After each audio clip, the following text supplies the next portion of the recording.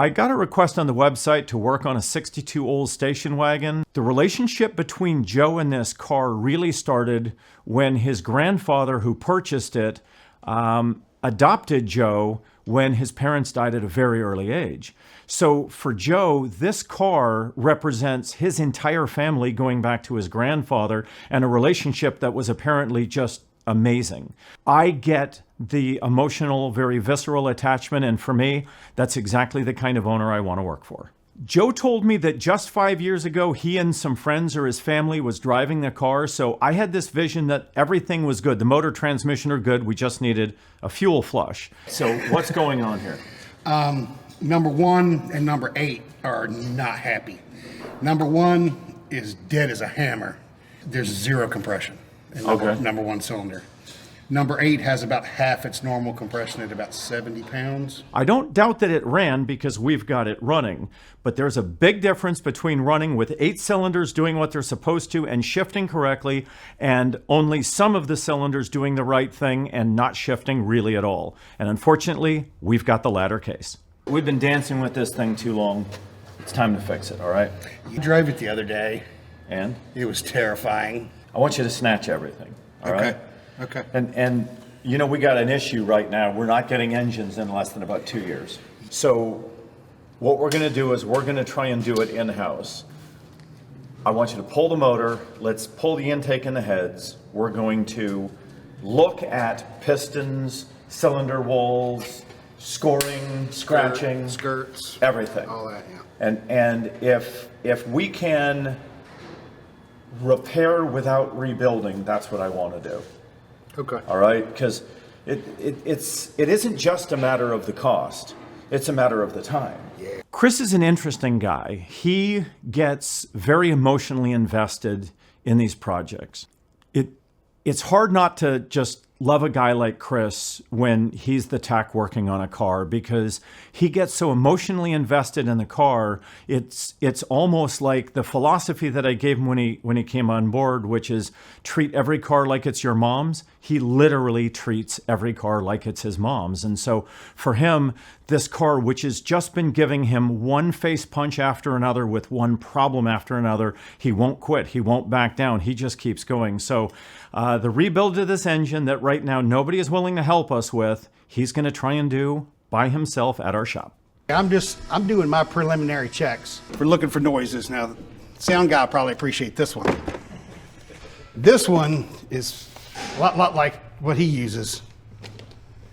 Has different leads. There's like 8 of them. I can stick those leads all over something, and we can listen real carefully. You know, and it's accurate, like listening to raindrop on the roof or whatever. This is down and dirty. This guy right here. And then we use this for a ton of things. You can take the thing off and listen to vacuum leaks and exhaust leaks, put the thing on it, and you can listen to anything that makes noise. Alternators, generators, water pumps, all that stuff. So anytime we're doing it, we're trying to listen, because it's a solid object. That means the rings are pushing against the cylinder wall. I know the ratchet makes a lot of noise. And each one of them should sort of make a little bit of a scraping noise. But the ones in the center they're not as loud as the ones on the end. So that makes me think that because there's 3 sets of rings, any one set of those set of rings could be stuck in, where they got rusted, you know, where it sat for so long, they got stuck in one particular spot. Because rings are supposed to kind of like a spring, where they sort of push out. When you install them, you have to put a thing around them. Yeah. You know, to collapse them so you can slip them in the cylinder. So when that spring action is gone, the ring is gone. All right, one of our main concerns was cylinder walls, because we were having smoke in and all that stuff.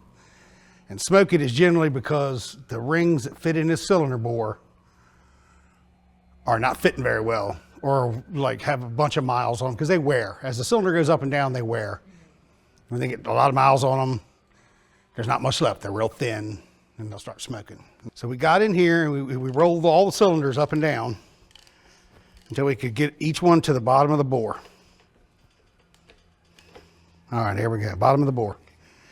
And we're looking for any kind of scoring, any like grooves, You know, anything like that where oil could pass past the ring and cause it to smoke. And it looks pretty good. This is called a snap gauge. And snap gauge is like a micrometer's helper. What we do is we set the snap gauge to the cylinder wall, distance, tighten it up, and then we found that distance. And then we check it for round, because as you roll it around, if the cylinder's egg-shaped, you'll get clearance as you travel in a circle. Okay, so we basically did that all the way around. Then you also do it up and down. From the bottom of the cylinder should be the same distance as the top of the cylinder. If it is, chances are it's fairly straight. Now, if the distance is different, then it's no longer a cylinder shape anymore. It has sort of a triangular tail to it, where the piston is wore at the bottom of the bore. But number 8 was the one that we had low compression and it was oil foul in the plug, and this is number 8. But so far, so good. Hold on, is this number 8? Yeah, that's the back one on this. Yep, that's number 8. So basically, we're gonna do that on every single one. Once I'm through with that, then I'll use the snap gauge for something else. I will go through each one and I'll find this distance, what the distance is with the snap gauge, and then I'll take a pair of dowel calipers and measure this in thousandths. So I know exactly what the cylinder diameter is. Because we go to order our rings, if you don't know what your cylinder diameter is to a thousandth of an inch, you're gonna order the wrong rings. So if they're 20 over, if they're 10 thousandths over, which means the machine shop has already gone in there and bored these cylinders one time. So they bored them 20 thousandths, they put 20 thousandths oversized pistons, new set of rings, so forth. So you gotta know that, because if you order a set of regular standard and you've got a 20 or 30 or 40 thousandths overturn, the pistons will rattle in the hole and it'll make the engine knock and smoke, and you know, you basically just took all that work you just did and threw it out the window and start again. We absolutely don't want that. So that's pretty much in a nutshell what we were looking for. We'll move into the repair phase. And when we do that now, we'll disassemble it down to nothing, and then we'll run a hone through it, and through each cylinder, hone each cylinder, and then see what the cylinder looks like. Because anywhere that there's a serious misshaped area that you can't really see, it'll sort of materialize at that point. If that happens, then it's got to go to the machine shop, because it's got to be overboard. You can't ever take miles off. I don't care what you do. You can only put miles on. And my hope and prayer is that when it all comes together, it's not going to knock, it's not going to burn oil, it's not going to have any chatter. And so with Chris doing the bottom end, and finally the shop that we found doing the top end, we are all praying that this Oldsmobile comes together and actually goes down the road, because if there's any man that's ever deserved a working engine in a car, it's Joe.